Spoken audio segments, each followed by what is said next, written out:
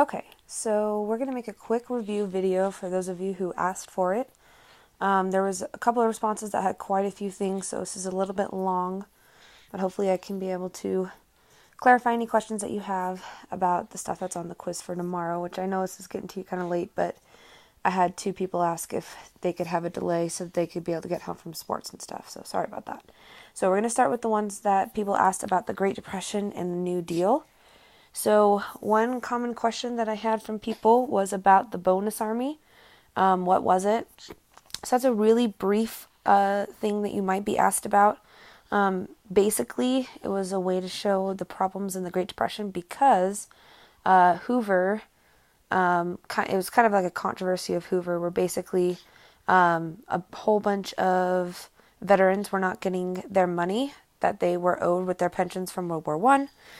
They basically marched on Washington asking for their money, and they did not get it. So it's just kind of another thing of showing the failure of Hoover while he was the president during the Great Depression. I had somebody say, what are the fireside chats? So those are the ones that were from FDR. So FDR felt like he needed to kind of communicate with the American people on a regular basis.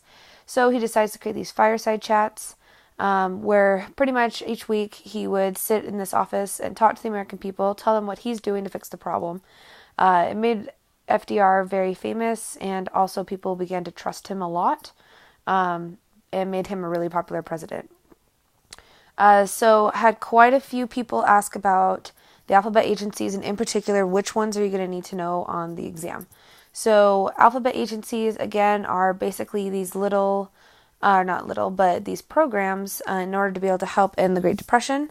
They're called alphabet agencies, which I think I put this in there, because they were shortened to these acronyms that were really short, like WPA, CCC, things like that, which is why they were called alphabet agencies, or they've also been called alphabet soup in the past, because of the fact that they have these like shortened names with all these letters. Now, let's see this political cartoon.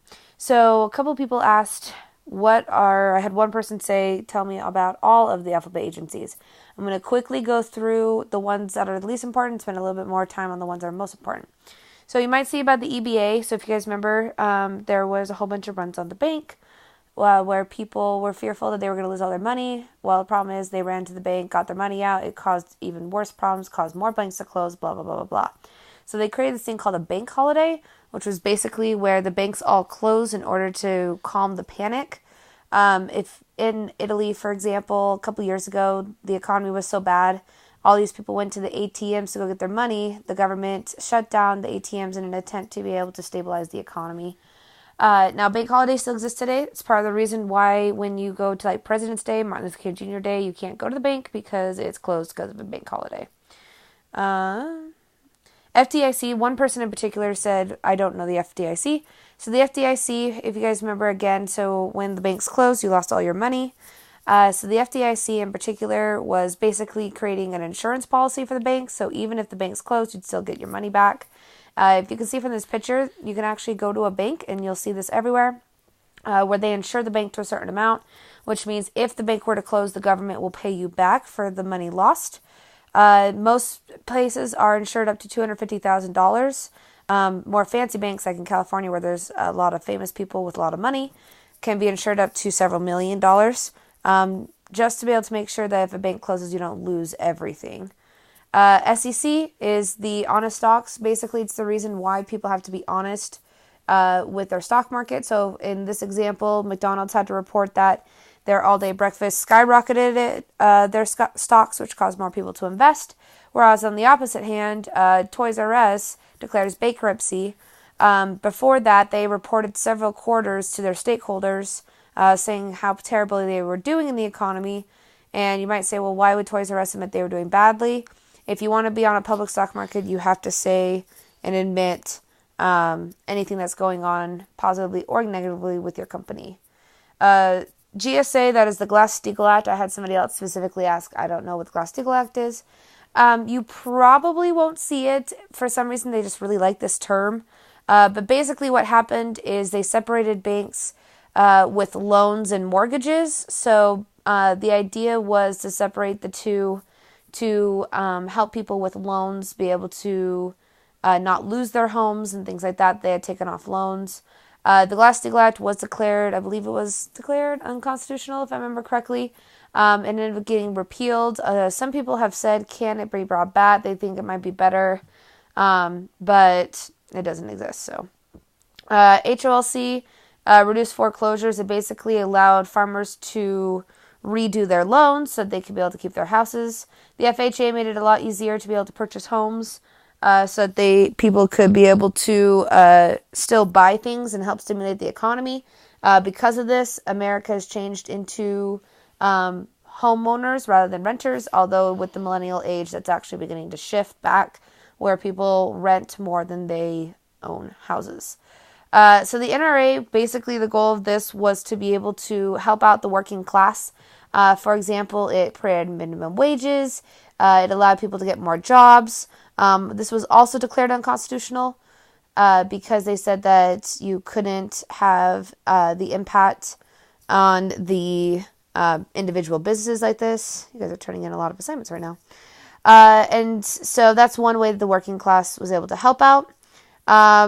In contrast, once the NRA was declared unconstitutional, it was replaced by the Wagner Act. Basically, what this goal is to be able to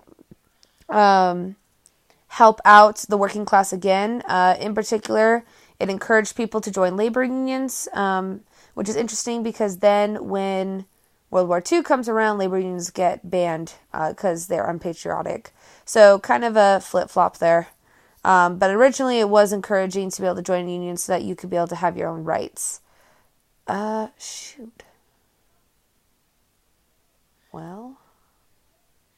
Okay. Did not realize I didn't put in this PowerPoint, but that's okay. I've already started. So, most important ones that you need to know. You need to know the CCC, civilian. So, if you look on the back of your, there's like a chart that has all the acts. You need to make sure that you know the ones that are starred. So, the CCC is one of them. CCC is going to be the Civilian Conservation Corps, basically where they are attempting to be able to help conservation efforts and be able to assist people in, I know why it's not in the PowerPoint, because you guys did this homework. So the CCC is attempting to be able to help conservation and basically gives people jobs in the forestry service in order to be able to improve the environment, but also give people money. One way they did this is they actually required you to send money home rather than keeping it all for yourself. So it was a huge asset. CCC is probably one of the most impactful. It actually still exists today. You could join the Utah Conservation Corps in the summer and work on it as soon as you turn 16. And the goal is basically nowadays to improve conservation, but back then it gave young men jobs between the ages of 18 and 25.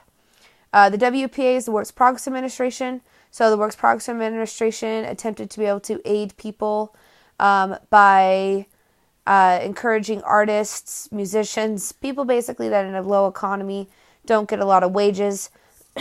It paid them to be able to continue their work and be able to help other people out in their dire situations. And then you have the Public Works Administration. The PWA basically attempted to be able to assist in creating public works projects. So, for example, bridges, roads, things like that to be able to help people that were making or struggling to be able to get jobs. So they gave them construction, things like that. You also have like the AAA.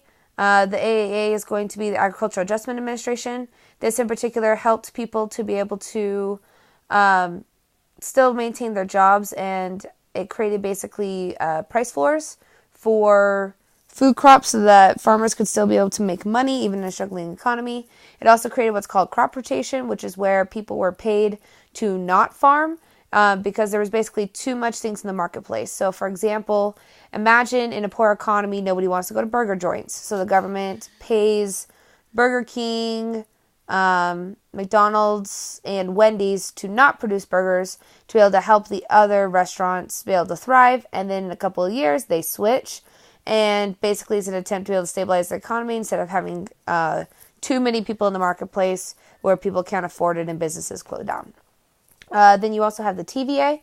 TVA is going to be the Tennessee Valley Authority. basically what you need to know about that. And for some reason, the AP exam loves the TVA, so make sure you know that one. The TVA is going to create a public works project where they're going to create a dam in Pennsylvania. It provides electricity and power to people. I believe it's in 6 or 7 different states in order to be able to help them be able to survive. And then, the last one, number 6, is Social Security Administration. So Social Security Administration is going to provide checks for the disabled as well as the unemployed in an attempt to, actually disabled is not going to be during the 1930s, but it is going to be the unemployed and people who are elderly so that they can be able to continue to thrive in the economy and be able to have money. That's where we get unemployment checks from, disability checks.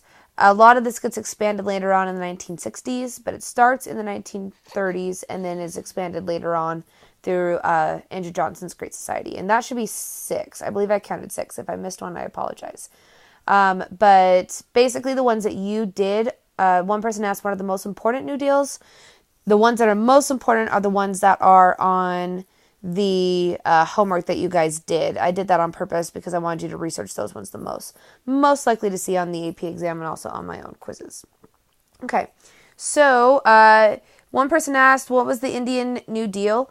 Highly unlikely, in my opinion, to see on the AP exam, but it is part of the key concepts. Basically, the goal was to end assimilation. It was to help Native Americans. The guy that was in charge of the Secretary of the Interior wanted to be able to restore culture to Native tribes. And so basically, I think I have a picture. Oh, there it is. Basically, what this is showing the historical context. Before this time, Native American land was completely abused. It was sold off to various people. The Native Americans didn't really have a choice in the matter. And then this guy, who you can see on the far right, he's going to be the guy that's going to attempt to be able to end this through the New Deal in an attempt to be able to get their rights back. A little bit of controversy, though. A lot of people say it wasn't successful. He's pretty controversial in the Native community of whether or not he was actually successful, whether or not he was, in fact, racist against Native Americans still, even though he was attempting to be able to help them. Most people believe that he did this as more of a kind of one of those manifest destiny, imperialism, social Darwinism ideas of helping the little people who are less than you as an Anglo-Saxon European. But regardless, though, I don't think you'll be asked on it on the AP exam, but, just in case. We had quite a few people ask about the Mexican Repatriation Act. It's pretty sad. Basically, what happened is following the Mexican-American War, America gained all these different territories. After the Gilded Age, people needed agricultural and manual labor jobs, and so violence also in Mexico drove people up north who were not American citizens but Mexican laborers. During the Great Depression, the biggest thing you need to know is people are going to be upset at these Mexican laborers because of, one, job competition, which we all know from the nativism. Hoover is going to advocate for deportation, saying it's going to help the Great Depression to end because they don't have to help people who are non-American through relief efforts. And then finally is just nativism and racism. It basically resulted in one of the largest mass deportations in American history. Estimates are somewhere between 400,000 and 2 million people were deported. That number really does depend on, honestly, a lot of political things of which side you're going to be on. A lot of people put the number at around 800,000 is approximately what most people agree with, although it depends again on where you live. Especially Southern California believes that number is much, much higher. Interestingly enough, though, about 16% of those people deported were actually citizens of the United States. They took away their citizenship and deported them because of the reasons I stated above. So kind of a really negative thing, really sad of what happened. You can see right here a lot of this racism and things like that and that nativism was just like African Americans. And in this case, it's going to be Mexican Americans. So you can't just say segregation only existed in one. There was actually several different people, including Japanese Americans, in World War II who were segregated because of that. Fun. Okay, so World War II. Less people were curious about these ones, so this one should be a little bit quicker. So big things. We had some people, one person just put Italy. I don't really know what you meant by that, but we had quite a few people put fascism. So fascism is basically the idea of a totalitarian government where one person or a group of people control the entirety of your world, where you work, how much money you make, what you're doing each day. In today's world, totalitarian governments, best example is North Korea. A lot of people say the USSR is an example of totalitarian, or Russia, at this time. But basically, fascism is extreme nationalism, complete control over your entire life, extreme militarism. It is the exact same thing as Nazism, but the only difference in Nazism compared to fascism is in fascism applies to everyone. In Nazism, it only applies to the superior race, in this case, Aryan, aka the Holocaust. Other things to know, we had some people say, what do you need to know about the major leaders? You just need to know their names and where they came from and their political beliefs. So you should see Stalin, oh, Russia, in this case, the USSR. Or, for example, Japan, militarism, massively expanding. There was some people who said things about, like, what is the cult of personality? I didn't get a chance to teach you this in person. It won't be on the AP exam, more than likely, because that's a world thing. Cult of personality is basically where people altered history and altered photographs, things about themselves, photoshopped themselves into situations that make themselves look better. So, for example, Italy and the USSR are best examples, but in multiple cases, they actually edited their photographs and history books to make their leaders seem better than they actually were. For example, Mussolini won Life magazine's Person of the Year. I think it was like in 34 or 35, something like that. They took a picture for the cover of Mussolini flying a plane. Mussolini has never flown a plane. That's a completely fake picture, but it's that cult of personality of how you present yourself to the world. One other person said Lebensraum. Lebensraum was both in Japan and in Germany. It was the idea that there wasn't enough room in those countries for all the native-born speakers and the native Germans or Japanese, so they had to expand. So part of the reason why Germany expands, for example, into Sudetenland, which somebody else had asked about, which was that little piece of land right outside of Germany that had 90% German speakers.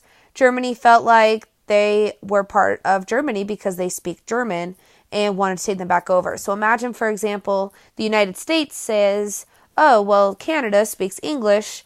They should therefore be American because they're basically Americans, and trying to be able to take that land over and take it back. It's part of the reason Japan expands all throughout Asia, because they believe that all of Asia is Japan's territory to be able to gain, because of this idea of Lebensraum of expanding, because Japan doesn't have a lot of space for their own people. Oops. Cause of World War II. So again, fascism. I think 5 people asked about fascism. So that's that extreme nationalism and militarism. Sudetenland is that land that Hitler wanted back. He does the appeasement policy, which is basically where Neville Chamberlain of England wants to be able to help out his people avoid a war, so he gives Germany what he wants. This is what's called appeasement. It's a really important term, so make sure you know it. The best way that I can be able to explain appeasement is what I would say is it's like going to a store and you have a little crying kid. And that crying kid, all he wants is candy. And he cries and cries and cries. And eventually you give him this candy to make him happy. What's going to happen 5 minutes later? He's going to cry over candy or whatever else he wants. That's what appeasement is. Hitler is basically the child in this situation, the baby. He's going around crying for all these different territories. Now, he's going to cry to the point where he's basically the crying is threatening of violence. Chamberlain says, well, I'll just go ahead and give you this country, Sudetenland, in order to make you happy. Well, what's he's going to do 5 minutes later? He's going to want another territory, which is the invasion of Poland starting World War II. If you guys remember that political cartoon from your guys' assignment, which a lot of you guys didn't necessarily get it, but that's okay. I understand. I wasn't there to teach it. But you can see the guy holding a sucker, and he gives it to the monsters and basically says, so just one more and you'll all go home, right? Well, basically what that's saying is just one more country and then you get to all go home. As in, if I just give you Sudetenland, you'll go home to Germany and everything will be fine. Didn't work out. Okay, we had one person put every single one of these. So you should be taking these notes, hopefully tomorrow after the quiz. But we had a lot of people say, for example, I think one person said, oh, and I forgot to put this on there. So the quarantine policy, I believe it was, somebody said, is the quarantine policy isolationist or interventionist? That's isolationist. It's the idea of if you just quarantine these people, then they won't spread further. So you're not intervening, you're just basically confining it. So for example, if Skyline has a zombie apocalypse, and let's say we all go into our room, we shut the door and we lock it, and we hear, let's say, Miss Carlisle's room being eaten by zombies. Quarantine policy would say, well, that's their problem, not our problem. We're just going to hang out in our room and be happy and content. That's kind of how that works in this idea of quarantining is keep them over there. We're not going to intervene. We're just going to hang out in our room and be happy. So here's the things that you need to know. Basically, if you draw like an arrow all the way down, this is like the progression. So you start very small with the cash and carry policy and then go all the way up to the Atlanta Charter, which basically says that we're going to commit to these things. And if we need to go to war, we will. I would say the most important things on this, it would be cash and carry and lend-lease and knowing the difference. So cash and carry starts by saying you can buy supplies as long as you pay it in cash and transport on your own ships, kind of like an under-the-table thing.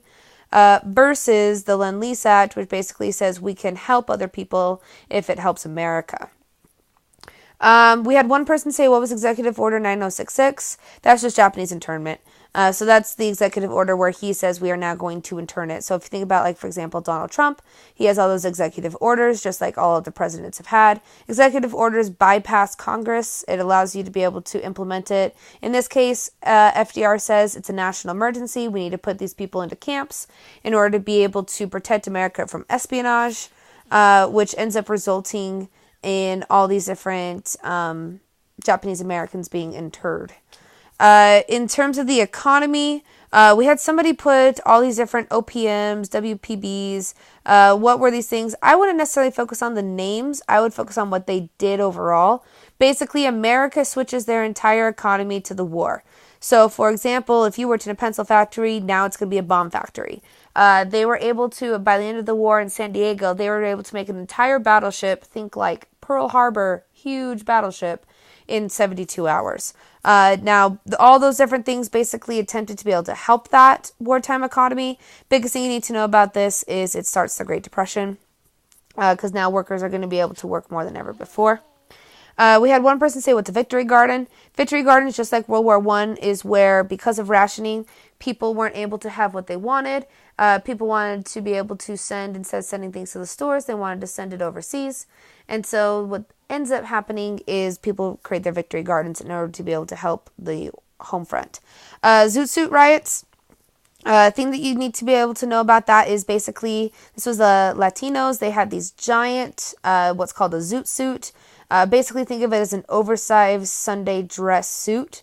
The thing is, those things were rationed. Fabric was rationed during this time. So servicemen in California saw this as unpatriotic. It created this giant race battle where people literally beat each other up, some of them to death, over these suits of whether or not they were unpatriotic or not. So important thing to note about it is impact on minorities and in particular Latinos in California. This was a common one that people asked about, is what's called the Ranchero Program. Things that you need to know about this is the causation. So heavy labor positions, they need to be filled because everybody's going off to war. This program basically is an agreement between America and Mexico to send laborers to the United States. They would get a whole bunch of wages and benefits and things like that. The goal is to fill especially the labor shortage in agriculture. The big impact is this, when we'll talk about it in the 1960s. Most people in the Ranchero Program come in 47 on. The issue is that basically these businesses began to make secret agreements with people to send people over the border. People overstayed their visas and stayed in the United States. This is kind of the start of illegal immigration from Mexico into the United States. And it looks like that is it. So I hope I got everybody's questions. If not, let me know and I can be able to answer them. Hopefully I got everything. But anyways, good luck on your quiz.